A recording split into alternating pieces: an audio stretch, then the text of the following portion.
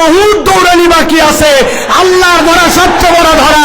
আল্লাহ ধরে না কিন্তু ধরলে আল্লাহ ছাড়ে না, ঠিক কিনা? এই জন্য প্রিয় ভাইয়েরা, আমাদেরকে স্লোগান দিও না এখন ভাই, কথা শোনেন প্রিয় ভাইরা। এই কথা বলার উদ্দেশ্য আল্লাহর কাছে ক্ষমা নিয়ে আমাদেরকে বিনা হিসাবে জান্নাতি হওয়ার জন্য চেষ্টা করতে হবে। এটাই একটা দল কয়টা বলছি? 4টা। চলেন এবার 2 নম্বর দল। কয় মিনিট আছে আমাকে লিখে দিবেন, বসেন আপনি। 2 নম্বরে কথাগুলো মনোযোগ দিয়ে শোনেন। আল্লাহ রাব্বুল আলামিন বলছেন, একদল লোকের কোনো হিসাবই হবে না, বিনা হিসাবে জাহান্নামে ঢুকিয়ে দেওয়া হবে। নাউজুবিল্লাহ বলেন। আল্লাহ কোরআনে বলছেন সূরা বাকারা 217 নম্বর আয়াতের মধ্যে, ওয়া মান ইয়ারতাদিদ মিনকুম আন দীনিহি ফায়ামুত ওয়া হুয়া কাফির ফাউলাইকা হাবিতাত আ'মালুহুম ফিদ দুনিয়া ওয়াল আখিরাহ ওয়া উলাইকা আসহাবুন নারি হুম ফিহা খালিদুন। আল্লাহ বলছেন একদল লোক অতি পণ্ডিত হয়ে যায়, আল্লাহর দ্বীনের উপরেই ছিল, কিন্তু এমন বুঝ আনছে, বুঝ এনে মুরতাদ হয়ে গেছে, আল্লাহর দ্বীন থেকে সরে গেছে। সে অনেক সময় বুঝে মুরতাদ হয়, অনেক সময় না বুঝেও মুরতাদ হয়। আমাদের দেশে না বোঝা একদল মুরতাদ আছে, এদের ঈমান বোঝানো আমাদের জন্য জরুরি। ছোট্ট করে বোঝানোর জন্য বলি, আমাদের দেশে এরকম মুসলমান আছে কিনা নামাজের ইসলাম পছন্দ করে, রোজার ইসলাম পছন্দ করে, যাকাতের ইসলাম পছন্দ করে, কিন্তু যেই না বলা হয় চোরের বিচার আল্লাহর আইন দিয়ে করা হোক, দেশটা আল্লাহর আইন দিয়ে চলুক, খেলাফত অনুযায়ী দেশটা পরিচালিত হোক, সেই না ওই নামাজি হাজী সাহেব পর্যন্ত রাজি থাকে না। এরকম মুসলমান আছে কিনা? উল্টা আমাদেরকে বলে, সাইফুল্লাহ ভাইকে তো কোনো দলের লোক মনে করতাম না, কিন্তু উনিও তো দেখি দলের কথা বলে। আল্লাহর দ্বীনের পক্ষে কথা বললে, আল্লাহর আইনের পক্ষে কথা বললে দল খুঁজে নামে পরিচয় দেয়, আসলে এইগুলা মুনাফিক মার্কা মুসলমান। ভালো করে বোঝেন।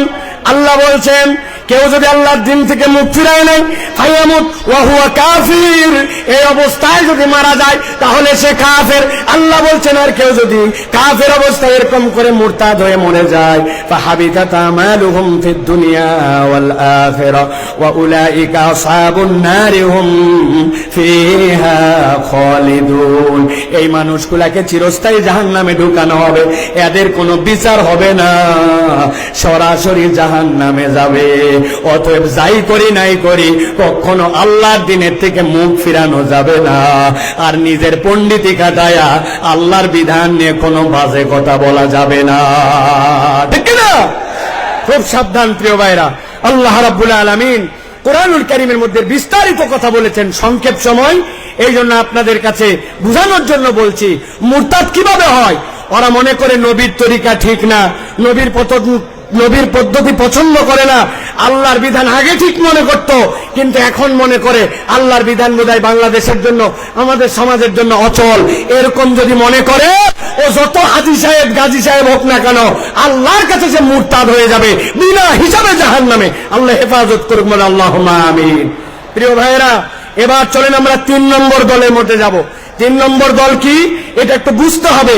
সেটা হচ্ছে হিসাব হবে, কিন্তু আল্লাহ বলছেন ওই হিসাবের পরে তাকে জান্নাত দেওয়া হবে। তবে হিসাবটা তার জন্য যে হবে, ওই হিসাবটাতে তার আমল নামায়, আমলটা পরিমাপে দেখা হবে না, আমলটা ওজনে দেখা হবে। কিসে দেখা হবে? কথা বলেন, আমল কি আমাদের পরিমাপ হবে না ওজন হবে? আমার দিকে তাকান, কি হবে? ওজন হবে। এখন কথা হচ্ছে যে আপনার আমল নামায় সওয়াবও আছে, গুনাহও আছে, কিন্তু আমল নামাতে আমার ওজনটা কেমনে ভারী হবে?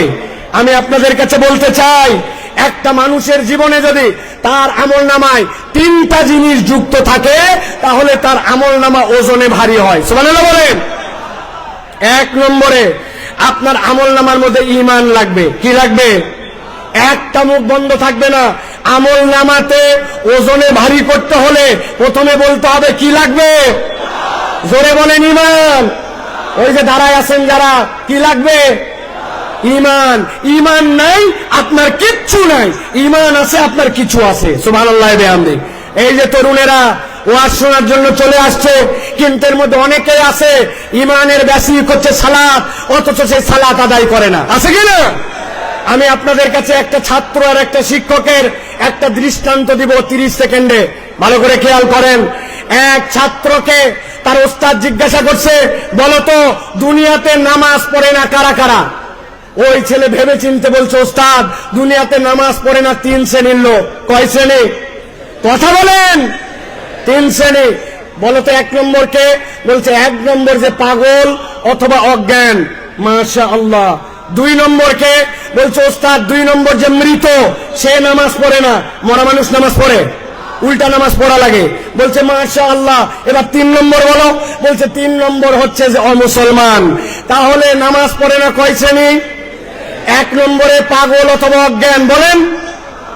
2 নম্বরে মৃত, 3 নম্বরে অমুসলমান। এবার পেকুয়ার লক্ষ মানুষকে সামনে নিয়ে জিজ্ঞাসা করতে চাই, যারা এখানে আছেন দাঁড়ায় বসে দূরে কাছে, আমরা কি পাগল অথবা অজ্ঞান? আমরা কি মৃত? আমরা কি অমুসলমান? আপনি কিন্তু ফাঁসে গেছেন।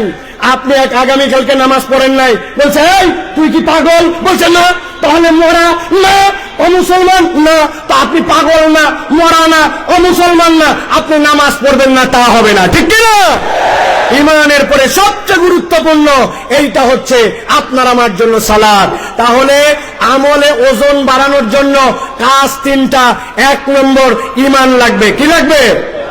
2 নম্বর লাগবে নিয়ত সহি লাগবে, আপনার নিয়তটা বিশুদ্ধ লাগবে। নিয়ামতুল্লাহ নিজামের কথা, মোটরসাইকেলে আসতে আসতে আমার চোখটা ছলছল হয়ে গেছে। বল সাইফুল্লাহ ভাই, এত লক্ষ লক্ষ লোক দেখানোর জন্য আয়োজন করি নাই। আমার আব্বা ইন্তেকাল করে গেছেন, এলাকাবাসী অনেক মানুষ মারা গেছে। একটা লোক যদি দোয়া করে, আমার বাপ যদি সেখান থেকে নিষ্কৃতি পায়, আর মানুষ যদি কোরআনের বার্তা নিয়ে কোরআনের পক্ষে বাড়িতে যায়, আমার আয়োজন সফল ভাই, একটু দোয়া করবেন। নিয়ামতুল্লাহ যদি মনে করতো অনেক টাকা দিছে, দেখ কত বড় আয়োজন করি, আয়োজনের 1 পয়সাও দাম নাই। এই জন্য আমলটা লাগবে ইখলাসের সাথে, আল্লাহর জন্য, ঠিক কিনা? আমল করব কার জন্য? আল্লাহর জন্য। আর আমল নামায় যদি ওজন বাড়াতে চান, 3 নম্বর পয়েন্ট হচ্ছে নবীর তরিকায় করা লাগবে। কার তরিকায়? নবীর তরিকায়। এইটার মধ্যে কথা আছে প্রিয় ভাইরা, আমরা নবী সাল্লাল্লাহু আলাইহি ওয়াসাল্লামের তরিকা মানতে চাই, ঠিক কিনা? কথা বলেন। কিন্তু আমরা যুক্তি তর্কে গেলে অনেক সময় নবীর বিপক্ষে আমরা কথা মানবো না বলি, কিন্তু আবার ওই মানুষটাই যুক্তি তর্কে উল্টাই ফেলি। আমি আপনাদের কাছে জিজ্ঞাসা করতে চাই, আপনার এলাকায় জুম্মার নামাজের মুসল্লি বেশি হয় না ঈদের? কথা মনে হয় বুঝেন নাই। জুম্মা না ঈদের? এবার বলেন তো ভাই, ঈদের দিন আপনার এলাকায় ঈদের জন্য আজান দেওয়া হয়, একামত হয়। নবীজির সময় লোকজন কম ছিল, এই জন্য আজান একামত হতো না। আজকের পেকুয়ার মাহফিল থেকে সিদ্ধান্ত নিব, এবার রোজার ঈদ থেকে আমরা আজান দিব, একামত দিব, দিয়ে ঈদের নামাজ আদায় করব। রাজি আছেন? কেন রাজি নাই? আজান একামত খারাপ নাকি? বলবেন হুজুর আলটা পাল্টা কথা বলেন না, নবী যা করে নাই আমরা তা করবো কেন? আচ্ছা ঠিক আছে, এটা বাদ দিলাম। এবার আজকে একটা আমল আমরা করলে কেমন হয়? নবীজি ছিলেন মাসুম, সাহাবায়ে কেরাম ছিলেন আদুল, তাদের গুনাহ খাতাই ছিল না। আমাদের গুনাহ খাতা কম না বেশি? যাদের বললেন না তারা মনে হয় আল্লাহর ওলি। গুনাহ খাতা কম না বেশি? আজকে আমরা নবীজির সময় জুমার নামাজে 2টা করে সিজদা হতো। জিজ্ঞাসা করবো সিজদা দেওয়া ভালো কাজ না খারাপ কাজ? ভালো কাজ। তো আমরা ভালো কাজ, এই জন্য আজকের জুমায় আমরা 4টা করে প্রত্যেক রাকাতে সিজদা দেব।